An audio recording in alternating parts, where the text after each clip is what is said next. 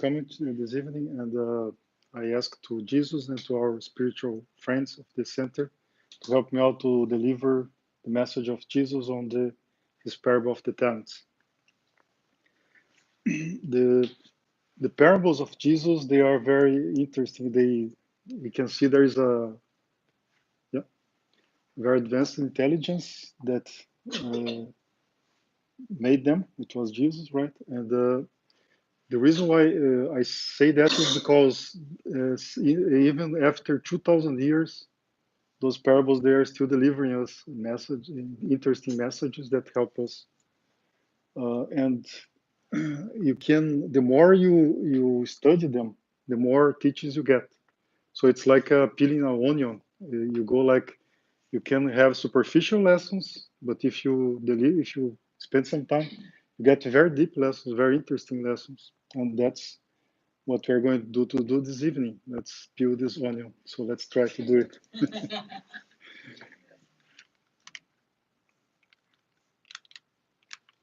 Oh,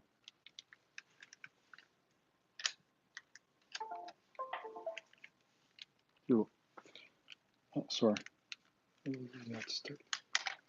So first, I'm going to tell. Let's say the parable in my own words. It's text is a bit long. So it's about the master, someone that was very rich, and he was going on a long journey. He was going to stay out for a long time, and he calls three of his servants, and he gives some money to them, called talents. The talents is at that time it was 30 kilograms or 60 pounds of silver. It was a good amount of money, right?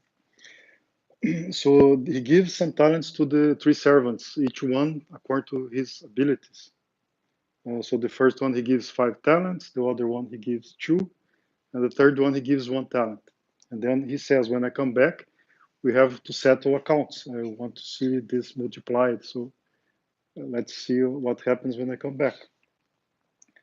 And as soon as he leaves, so the two first servants, they start working, and they are able after some time to multiply, to double the amount of talents they received.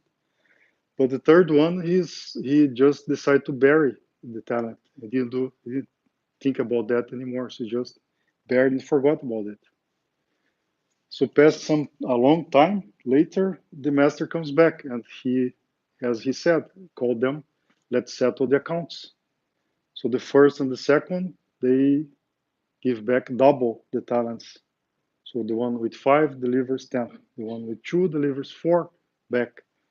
And the third one delivers just that talent. He says, you are a harsh man, uh, to the master. He says to the master, you are a harsh man. You reap where you did not sow. So you are really like, you are a tough guy. I was afraid of you. And because of this, I was afraid of losing it. So I buried. And the master was really upset about that. He didn't like it. And he says, you are a worthless and lazy servant.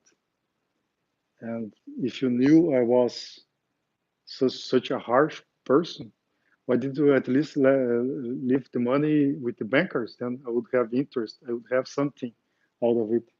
So they give the talent to the other. They take the talent from the servant and give to the one that had 10 talents.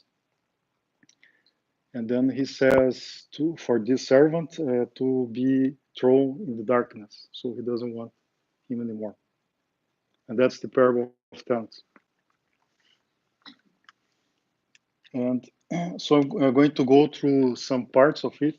Uh, the first one is why uh, the master decides to give the servants the money he had. So what it means for us, right? The master decides to give it. It first of all, the master is God, right, in the parable, and the servants are us. That's what it represents. God decides to give us the talents, which is the things that He has, the resources that God has. He gives to us because he wants us to evolve.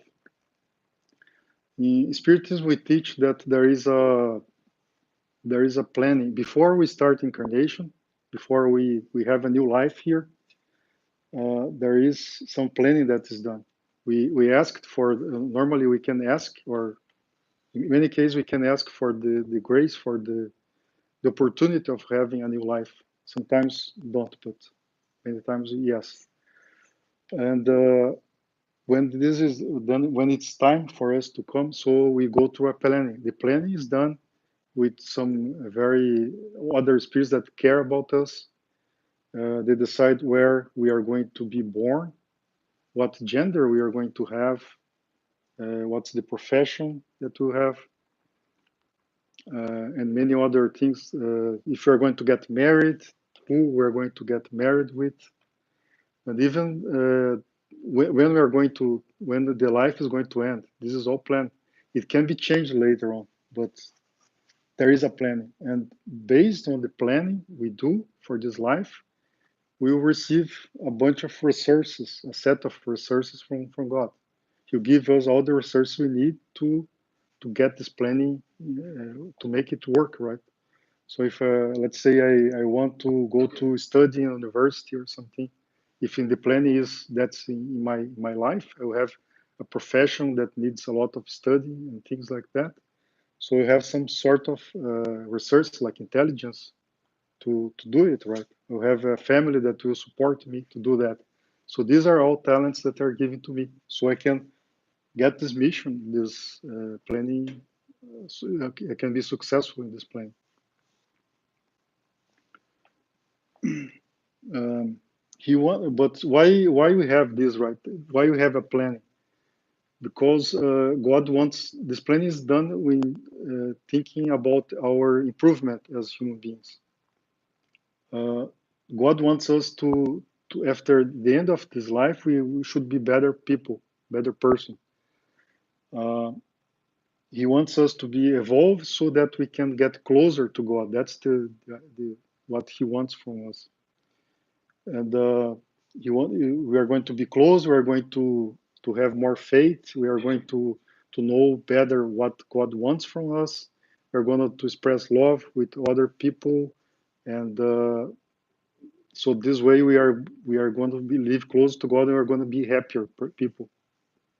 At the end of the road, there is the figure of Jesus. Jesus is a pure spirit. He is what is in store for us, for every one of us, each one of us here, to be a pure spirit like Jesus is. And a pure spirit has lasting happiness. So that's what we are going to achieve one day. And in this road, the more the faster we go to this track, the more we use our talents, we multiply them, and get this planning, make this planning work, right? Follow the plan as much as possible. The faster you get there. So that's what mean. Why that's why God gives, the master gives his possessions to us, so we can borrow. It's not our possessions. It's something that we borrow from God, and we have to settle accounts. We have to say later if you used well, or there will be some account settling first after that. And why he gives different amounts? He gives 5 to 1, the other one gets 2, the third one gets 1. It's because, like I said, there is a planning. The plan is individual. It's not mass production of plannings for to get to this place. So it's individual. It is made with a lot of love, with thought, for people that care about us, people that that know us very well. So every one of us receives the talents that we need for that mission that we will be using well. So that's why he gave that. Gave different ones for every one of them. And then there is a point when the master came back, And when he came back, it was a long time later, the master comes back and he calls the three servants. So let's talk about what you guys have done. So we need to I want to see what happened, right? So this idea of the settling account that the master wants is something that there is in Spiritism. There is something called the law of action and reaction, and for every action for something that we do, there will be one consequences. If you do the good stuff, then you get good things back. If you don't do such a good things, there will be bad things. So there will be a time where whatever we do, there is the response from the divine laws. We say also in Spiritism that the seeding is optional, but the harvesting is mandatory. We say that too. So if we are going to plant rose, I'll harvest roses. If I'm going to plant something that has thorns or poison ivy or something, poison ivy or something like that, that's what I'm going to get, right? So this is the time for settling accounts when the master calls us to settling accounts. There are some cases where if the spirit is evolved enough, after our life is over, and I mean the material life is over, right? And we go to the spiritual world. We can even have some sort of review of our lives. We can get some or spiritual mentors or guardian angel or people and other spirits that are advanced and they can help us out and go over our life, go review it, see what we have done well, what we could have done better. Uh, it's not in terms of punishment, it's more in terms of for our own benefit. So we can get maybe we can benefit better from the experience we have with some help from other spirits. That's what happened. Like for instance, for what Andrea Luiz in his book when he was in the spiritual world. I don't know if whoever read the No Solar book or there is a movie here you can watch. So at some point they start to say that he was a suicide, and he was not. No, I'm not a suicide. And then they explained to him why he was considered a suicide, because he had like treated not well his body. He had done something that harmed his body, so it was considered. So probably next life he may make better decisions on that.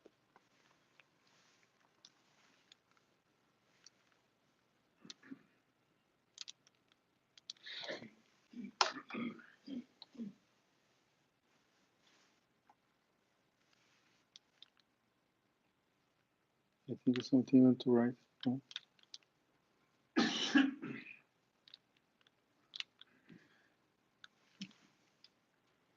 Oh, yeah, that's right.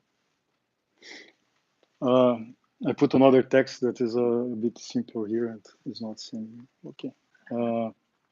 So there is a point where the master he's talking to the good servants, and when they say that they double the talents, he's very pleased, and he says, "I left you in charge of only a little, but now I put you in charge of much more."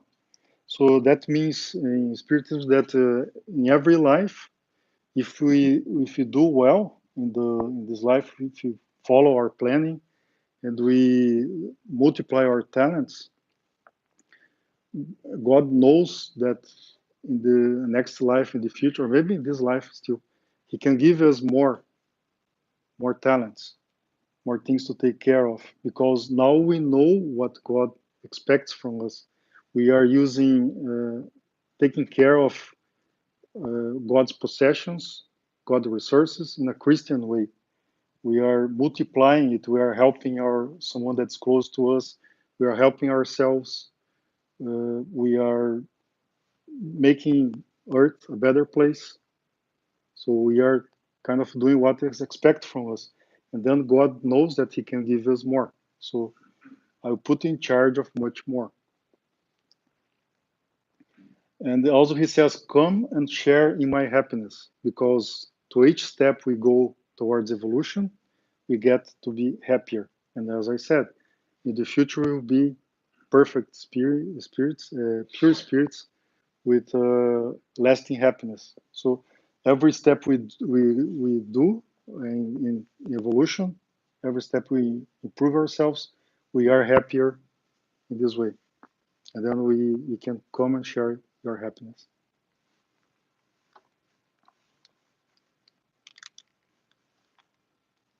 And another interesting thing is like you see when the master is answering to the two servants that duplicated their talents.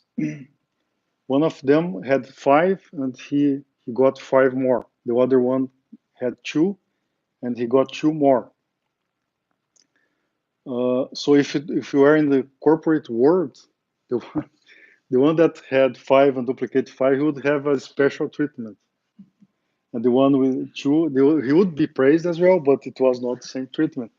But for God, God's not very interested in quantity. He's interested in quality. Because I can say that because if you notice the two answers from the master was exactly the same. They're exact same words.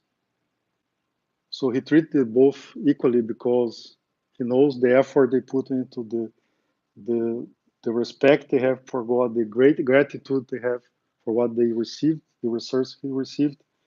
He can see in their hearts how they feel, and he can see that they should be treated equally. It's another interesting lesson. I think that the quality is very important for in terms of talents, in terms of what the way God sees us. Its quality is very important. And now we have the servant that buried his talent, and we also have lessons to learn with him. So there are three. I found three different interpretations about the motivation that this servant had. One of them is that he was afraid of the master, and that's why he buried the talent, which is right. Yeah, it's a possibility, right? The other one is that this servant was a bit cheap. He was a frugal person. He had some weird relationship with money. I don't know how to say it better in English, but he just liked the possession of money, and so he buried it because he felt there was this power trip for him. I know there is a lot of money in a place where I know. I don't know, é pão duro, não sei. Conservative, yeah. I don't know. So there was some unhealthy relationship. Yeah, this hard fist.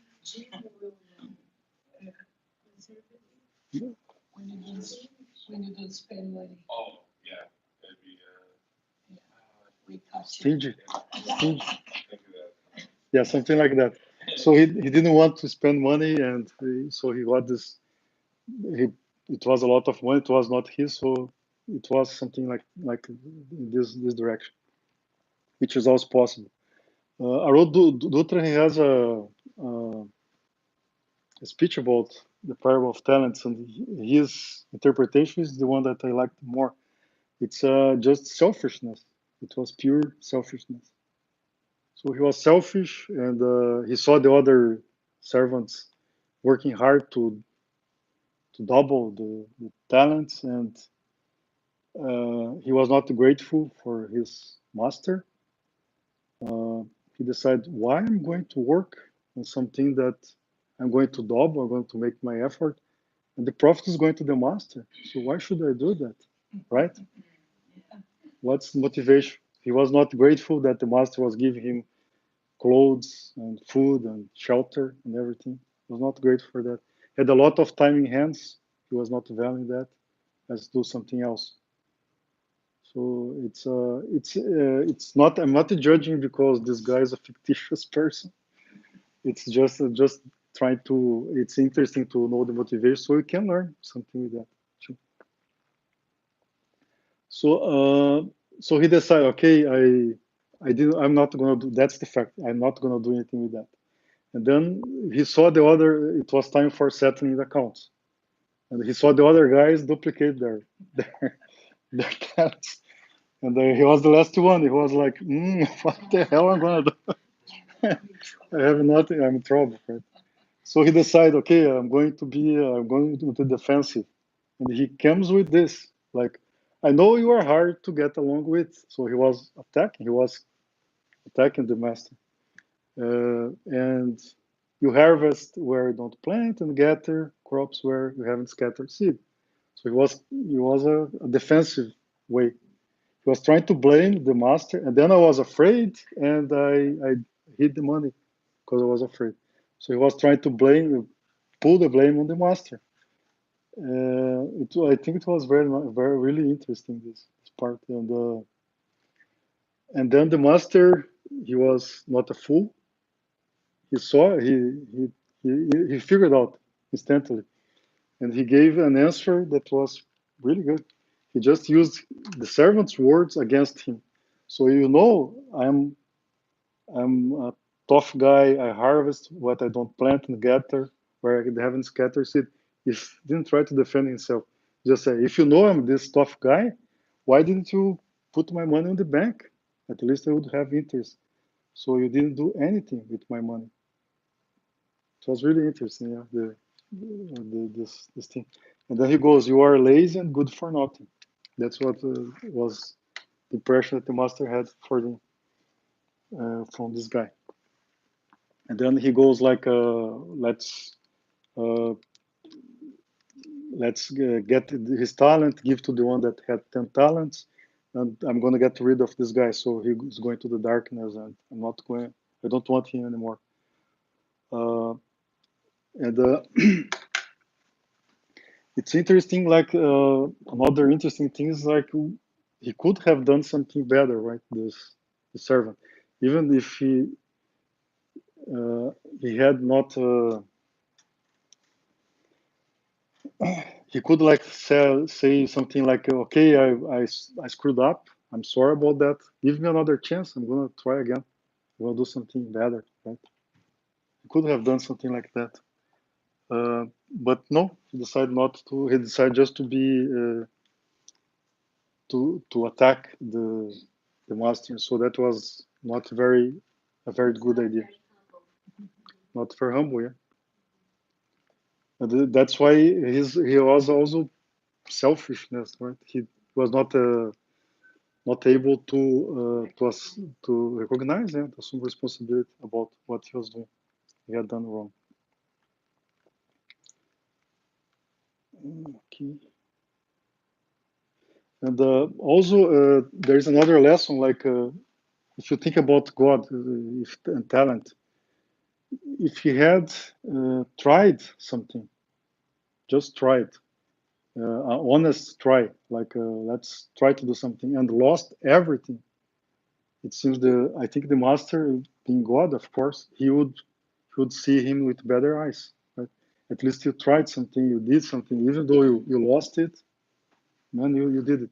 In life, we can have talents and we can use them, and maybe sometimes we're going to make mistakes, use it the wrong way. We can get richness and then use it wrongly. It can happen, right? This is part of us. We are not masters. We are we are learning still here. So we can, but at least if we try, uh, we are going to learn a lesson that we did wrong, and then maybe next time we're going to do it better, right? But just bearing it, that's what God doesn't like. He wants us to try to do something. So even with his mistakes, we can learn something here.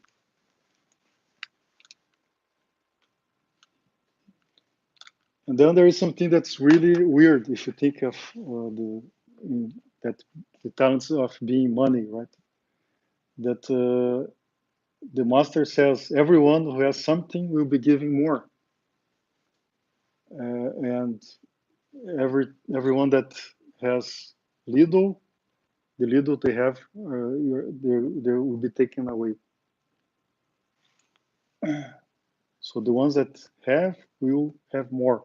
The ones that have little will have nothing. And this is really weird if you think of talents, as money. But if you think of talents as something that is given to God to be put to work, then it makes all the sense. Because the ones that have something, so they know how to take care of the talents they have, and then they will have more next life or the future to get a lot more, because God trusts them. God knows this guy. I can give him more. He is able to for new challenges and new things. He can take care of it. So I'll give more.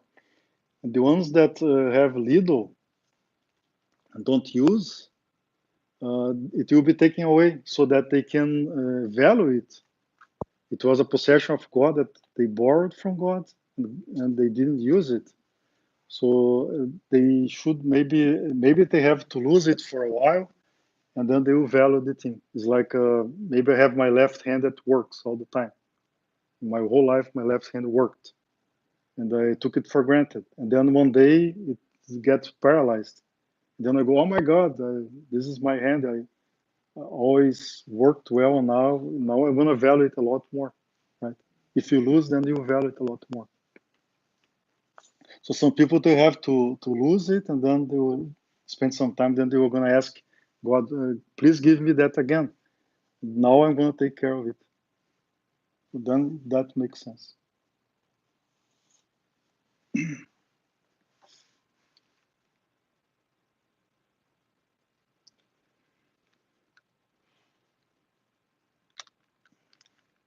Uh, so now, what are talents, right?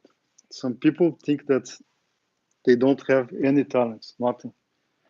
There is nothing special with them. Other people think there is only special people, predestinated people, have talents. But if you analyze carefully, you will see that we all have talents. Even the life we have now, it's a talent that we got from God to try to evolve.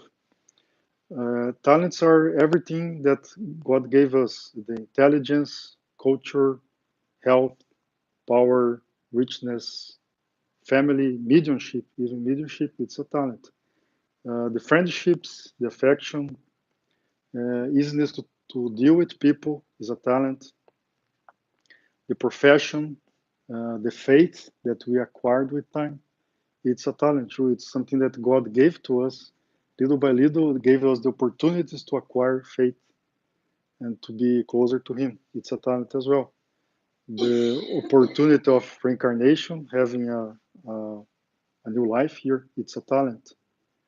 The time, even pain is a talent. Even the tribulations in life, it's a talent. Uh, it's everything that helps us to become better people is a talent.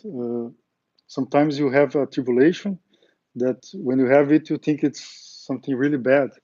But then maybe 5, 10 years after that, you go back to it and you see, oh my God, this happened was a really good thing if you think about it, because after that event, I became a much better person. I'm stronger, I'm wiser, I'm a lovelier person. I am something much better. So sometimes pain, tribulations are a really, really good thing that happens to us. It doesn't matter what or how much good we are at something, there's always the possibility of multiply it, to make it grow, to produce something in benefit of our friends, of our brothers. We receive the talents from God. They don't belong to us. They are borrowed to us. We have nothing but what is given to God for this life. We are not in control. We don't do the planning. We are part of the plan. And so the prudent person, when they borrow something, they they use it for their own benefit and not the opposite way, to build our happiness. And there is another aspect of talents that I found in this book, Luz Acima, from the Spirit Irmão Brother X or Irmão X. The Chico Xavier was the medium. It's the story about Joaquim Sucupira. Joaquim Sucupira is a man that is rich. He lives in a small town in Brazil, and he he was he had his parents were very rich, and they died and left everything to him. It was a small fortune, enough for him not to work. He didn't have to work anymore. He was very known in the city. He said he is Christian.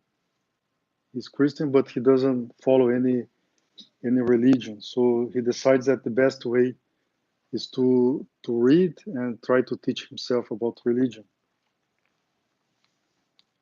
He's very concerned about his afterlife. He firmly believes there is an afterlife, and he wants to be prepared for that. But because he doesn't follow any religion, he tries to do it by himself, tries to learn by himself. He's very individualist in a way. Uh, he has he's married, he has kids, but he doesn't take much. He doesn't participate much on the lives of his family. He doesn't have many friends, and but the people in the city they think he's really a very good person because he does charity work.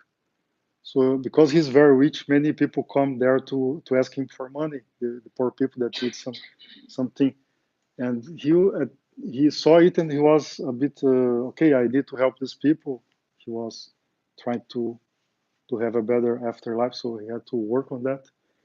I need to help these people, so he hired someone to take care of that for him.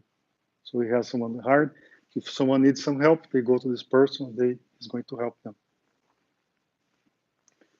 Everybody in the city thinks he's a really very good person, and he's probably going to be very well received in the afterlife. They think. And when he's 60 years old, this happens. It's the end of his life. He dies and he goes to a spiritual world. And the reception he has is not what he expected. He's disappointed. Uh, Everybody ignores him where he is. Nobody pays attention to him. Uh, Worse than that, his arms are paralyzed. He has both arms paralyzed. He can't move them at all, and it's it's harsh. So he gets very sad about that. Right, with time passes by, and nobody can help him. If he wants to drink water, he has to bend. He cannot use his arms. It's a really tough situation. He gets sadder and sadder, and he asks for help a lot until one day someone hears it and is going to brings him to a judge. There is a kind of judge there. This judge, he will listen to his problem and will help him. So there's the day he goes to the court, and the judge looks at him, and Joaquin starts talking his story about his story, and the judge interrupts him and says, "You look like a very intelligent person. It looks like you read a lot." Yes, that's true, Your Honor. I'll ask you a few questions, and maybe that's going to speed up this process. So, Joaquin, were you married? And yes, I was married. Do you take care of your house? And yes, my wife took care of my house. I gave all the resources for her. She would take very good care of my house. Joaquin, were you a father? Yes, I was a father. I had kids. And did you take care of your kids when they were babies? No, I hired people to do that for me. We had many employees. They would take care of everything, this kind of things. And when your kids became grown up, did you Did you help them, or did you? What was the relationship? I sent them to the best uh, schools, best teachers, private teachers. They had the best, so I took very good care of them. Joaquin, did you have a profession? No, my parents were very rich, so I didn't have to work. I was just I was just like studying for my afterlife, to have a good afterlife. That was my what I did. So Joaquin, did you have any problems with your friends? Uh, did your friends was give trouble to you? Yes, I had some friends, but there was always trouble. So I kind of distant. I was more distant of them after a while. I didn't want trouble. I didn't want to give them trouble, or they bring trouble to me. Joaquin, did you adopt any religion? And yes, I was a Christian. I was a Christian. So which kind of Christian? Were you a Catholic? Did you help the Catholic Church? No, I can't stand the priests. What about the Protestants? So did you go to a Protestant church? No, I think they are very intolerant. I couldn't go there. And did you go to the Spirit Center? No, to be honest, I'm afraid of those guys. So that was everything was, and so you can see where the conversation is going. He was not involved on anything, right? He was doing what was technically correct, but there was no heart, there was no soul on what he was doing. He was not doing anything. And then the judge says, "Your problem. That's why you have your arms are paralyzed, because you don't, in a way, in a spiritual way, you never use them. You never had movement to help people, right? You did things. You are always hired someone to do things for you. So you never involved anyone. So that gives us and then he has to go back to Earth and have a new life and hopefully do something different, right? So he has this lesson for him. This was a lesson for him to see what he did wrong, and then he can come back and do it right. We all do that. We all make mistakes. But it's very interesting for us. For me, I think the lesson is we need to use heart. We need to use soul. We need to multiply the talents. We need to give something, right?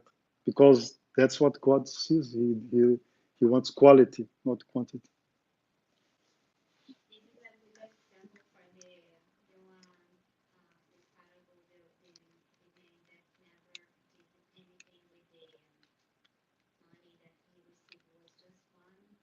Yeah, the servant. Yeah,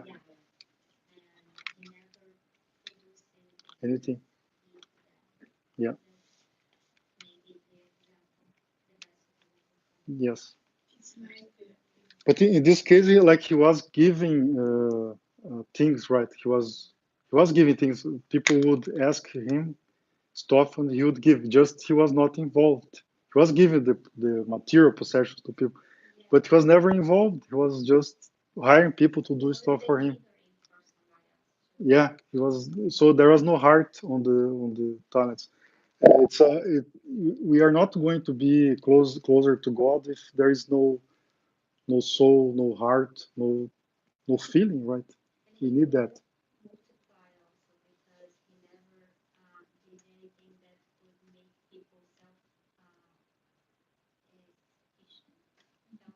Sufficient.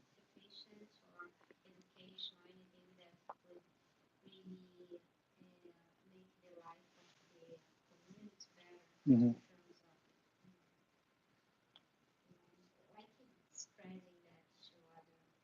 Yeah.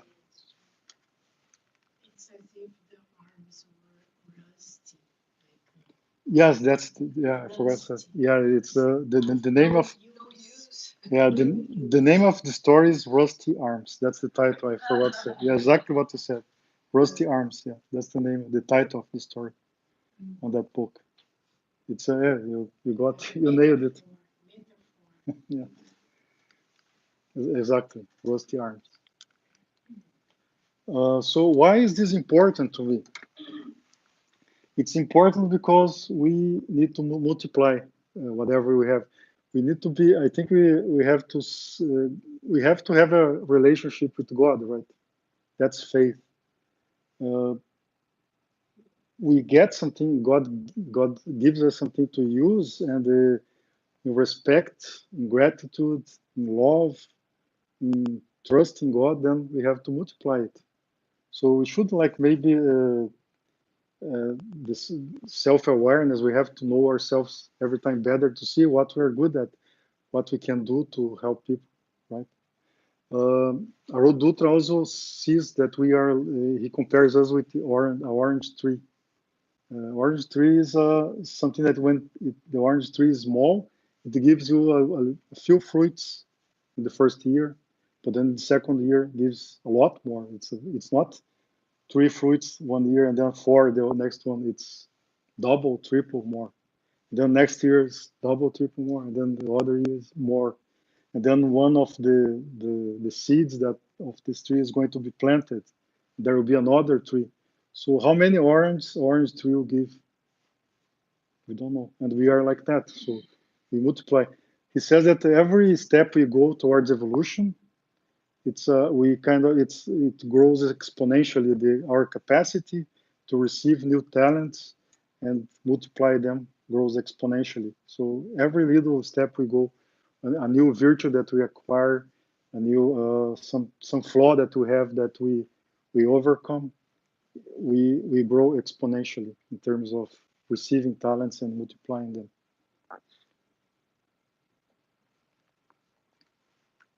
There's more than duty here, right? We have to go beyond our duty, not doing only our duty.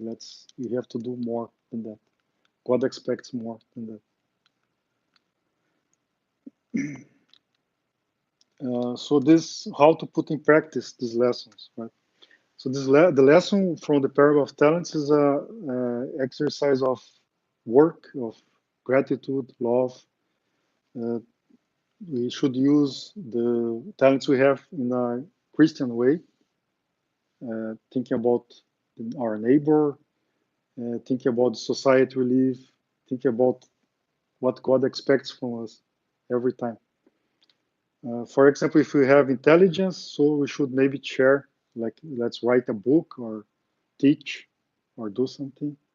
If we have culture, maybe paint a painting or writing a music, or if we have love, to express the feeling love to everyone. We have the opportunity. Even the richness, it doesn't need to be shared, but the richness, the money wise talking, needs to be used in a way that will benefit people, that will generate new inventions or jobs or improvements for society.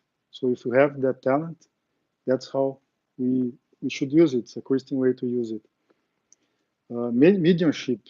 Mediumship is a talent that can and should be used for charity only. So maybe going to a spiritual center and under the supervision of the spiritual center, right? Let's use the mediumship. Let's help people. We can have meetings, mediumship meetings, and many other ways we can help lots of people. So should avoid selfishness. The selfishness is what makes us bury our virtues. And that's all. I say.